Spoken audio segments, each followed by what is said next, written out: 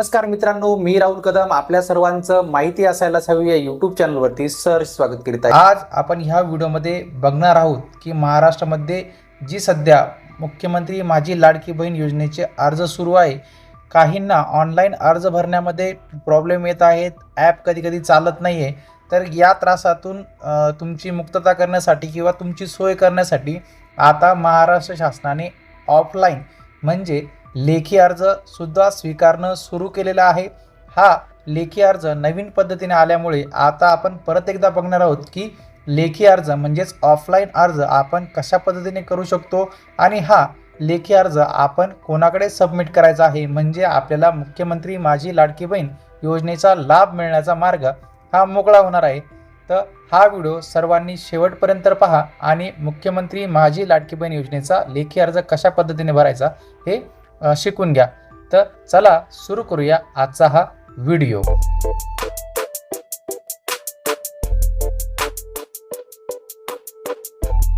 आपल्या समोर आपल्याला दिसत असेल स्क्रीनवरती तर मुख्यमंत्री माझी लाडकी बहीण योजनेचा हा लेखी अर्ज आहे, सुधारित अर्ज आहे, जो आता शासनाने परत काही बदल केल्यानंतर जो अपडेट केलेला आहे तो हा अर्ज आहे। तर आपण बघूया एक एक गोष्ट याच्यामध्ये कशा पद्धतीने आपल्याला अर्ज हा भरायचा आहे।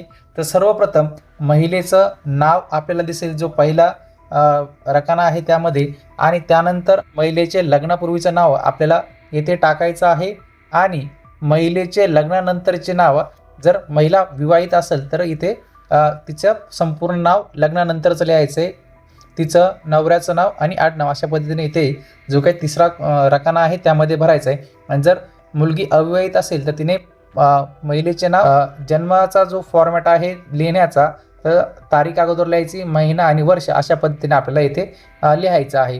त्यानंतर जो तिसरा पर्याय जो आहे त्यावरती आपल्याला अर्जदाराचा संपूर्ण पत्ता हा लिहायचा आहे। संपूर्ण पत्ता म्हणजे सध्याच्या ठिकाणी ती महिला कुठे वास्तव्यास आहे तो संपूर्ण पत्ता इथे लिहायचा आहे। ग्रामपंचायत, नगरपालिका, महानगरपालिका जे असेल ते इथे टिक करायची आणि ते नाव आपल्याला इथे लिहायचं आहे। त्यानंतर आपल्याला पिनकोड टाकायचा आहे। त्याच्यानंतरचा जो महत्त्वाचा कॉलम आहे तो म्हणजे महिलेचे जन्म ठिकाण, जन्म जिथे झालेला आहे, बर्थ जिथे झालेला आहे महिलेचा, ते गाव शहर लिहायचं आहे, तालुका लिहायचा, जिल्हा, राज्य अशा पद्धतीने ही माहिती आपल्याला तिथे भरायची आहे।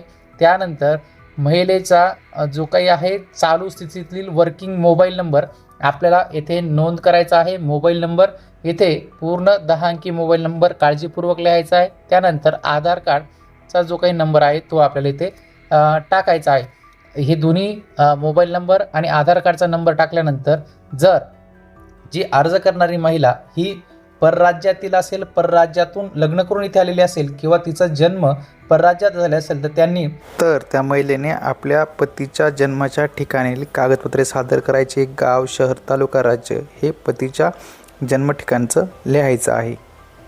त्यानंतर पुढचा जो पर्याय आहे त्याची आपण सविस्तर माहिती घेऊया।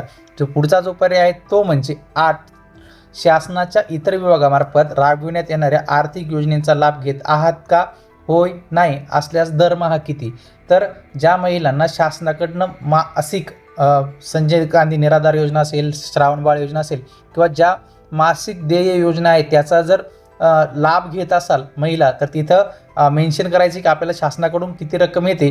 जर 1500पेक्षा जास्त येत असेल तर आपल्याला मुख्यमंत्री माझी लाडकी बहीण योजनेत आपण पात्र ठरत नाही, आपण अपात्र होतात। जर त्यापेक्षा कमी असेल तर तुम्हाला ती पेन्शन वाढून 1500 रुपये किंवा त्या योजनेचा लाभ वाढून 1500 रुपये हा करण्यात येणार आहे, ही गोष्ट लक्षात ठेवायची आहे।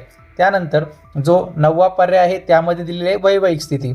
आता इथे विवाहित, घटस्फोटित, विधवा, परित्यक्त, निराधार आणि अविवाहित, जर यापैकी जो पर्याय महिलेला लागू असेल तो, आणि जर मुलगी अविवाहित असेल, लग्न झालेली नसेल पण 21 वर्ष पूर्ण केलेली असतील तर घरातील एका मुलीला तो लाभ मिळणार आहे। तर त्या पद्धतीने इथे जो काही 6वा पर्याय आहे अविवाहितचा हा आपल्याला इथे निवडायचा आहे। त्यानंतर पुढे पाहूया, अर्जदाराच्या बँक अकाउंटचे डिटेल्स आता आपल्याला इथे द्यायचे आहेत।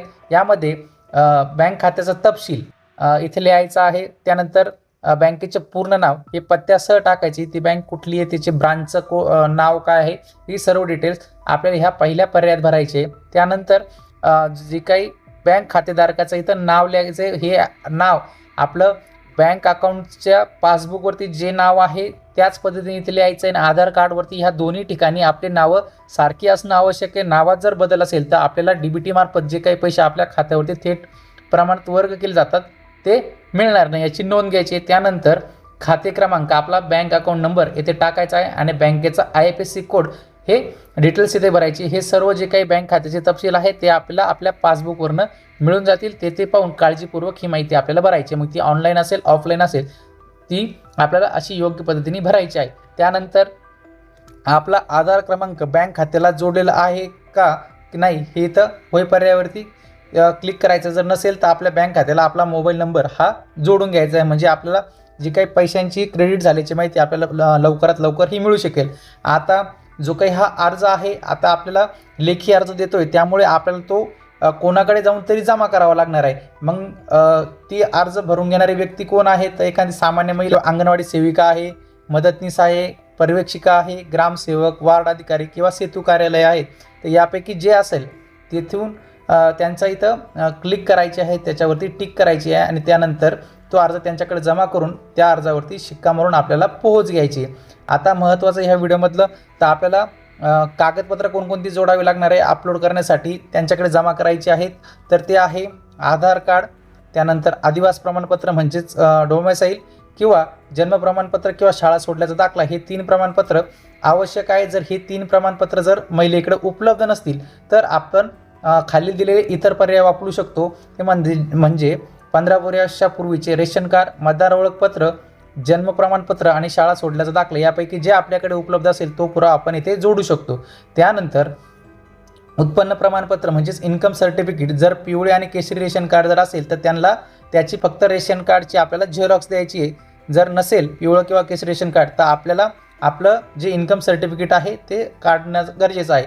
त्यानंतर अर्जदाराचे हमीपत्र, ते हमीपत्र कशा पद्धतीने भरायचं तेही आपण बघणार आहोत. तर हा व्हिडिओ शेवटपर्यंत पहा. नंतर बँक पासबुक आणि अर्जदाराचा फोटो आपल्याला तिथे जमा करायचा आहे.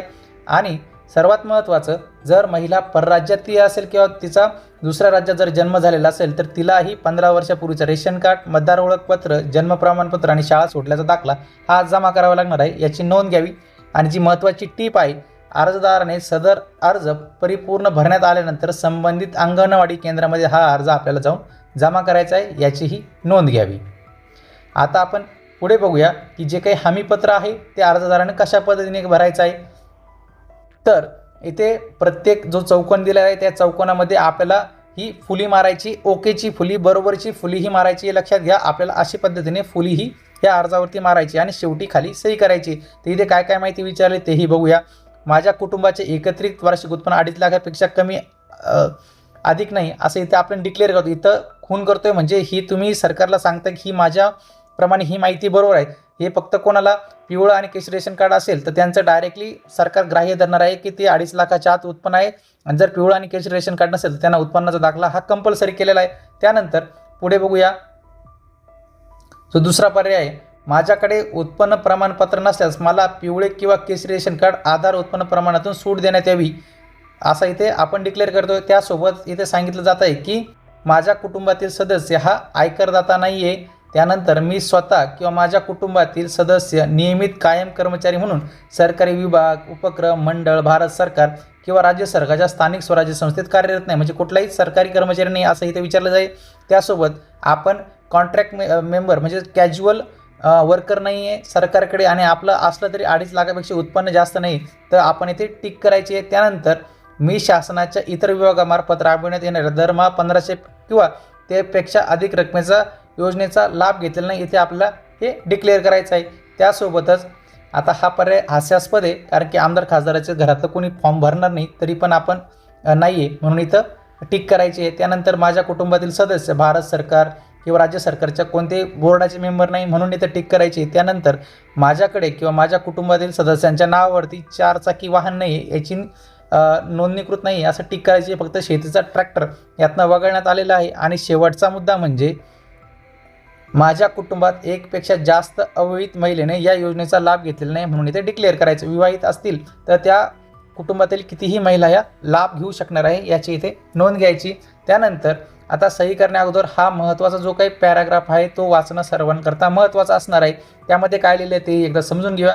वरीलप्रमाणे मी घोषित व सत्यापित करतो की मुख्यमंत्री माझी लाडकी बहीण योजनेचे संबंधित पोर्टल ॲपवर आधार क्रमांक जे आहे तो आपला लिंक करण्यासाठी आपण इथे परवानगी देत आहोत आणि वरती जी माहिती दिलेली आहे ती तुमच्या माहितीप्रमाणे सत्य आहे याचं हमीपत्र आपण सरकारला लिहून देत आहोत. त्यानंतर अर्जाच्या शेवटी इथे सही करायची आहे आणि जे काही गावाचं नाव टाकायचं आहे, दिनांक टाकायचे आहे आणि आपल्याला हा अर्ज ज्या वरती सांगितलेल्या अधिकाऱ्यांकडे आपल्याला सबमिट करायचा आहे आणि त्याची एक पोच पण आपल्याला घ्यायची. उक्त प्रपत्र केवळ ऑनलाईन अर्ज दाखल करण्याच्या हेतूने माहिती एकत्रित करण्याकरता आहे आणि अर्ज ऑनलाईन पद्धतीने भरल्या गेल्यानंतर आपल्याला त्या ज्या काही अंगणवाडी सेविका असतील, सेतू कार्यालय किंवा सरकारी अधिकारी असतील त्यांच्याकडून या फॉर्मची आपल्याला इथे नंबर टाकून पोच घ्यायची आहे आणि इथे त्यांच्याकडून नोंदणी क्रमांक हा लिहून घ्यायचा आहे. तर आज आपण ह्या व्हिडिओमध्ये बघितलं आहे की मुख्यमंत्री माझी लाडकी बहीण योजनेचा ऑफलाईन अर्ज आपण कशा पद्धतीने भरायचा आहे आणि तो कोठे आणि कसा सबमिट करायचा आहे कोणाकडे आणि त्यासाठी लागणारी आवश्यक कागदपत्रांची सविस्तर माहिती आपण घेतलेली आहे. आपल्याला आजचा हा व्हिडिओ आवडला असेल, आपण माहिती असायलाच हवी या यूट्यूब चॅनलवर जर पहिल्यांदा आला असाल तर हा यूट्यूब चॅनल नक्की सबस्क्राईब करा. त्यासोबत शेजारील बेल आयकॉन दाबायलाही विसरू नका. भेटूया पुढील व्हिडिओमध्ये. धन्यवाद.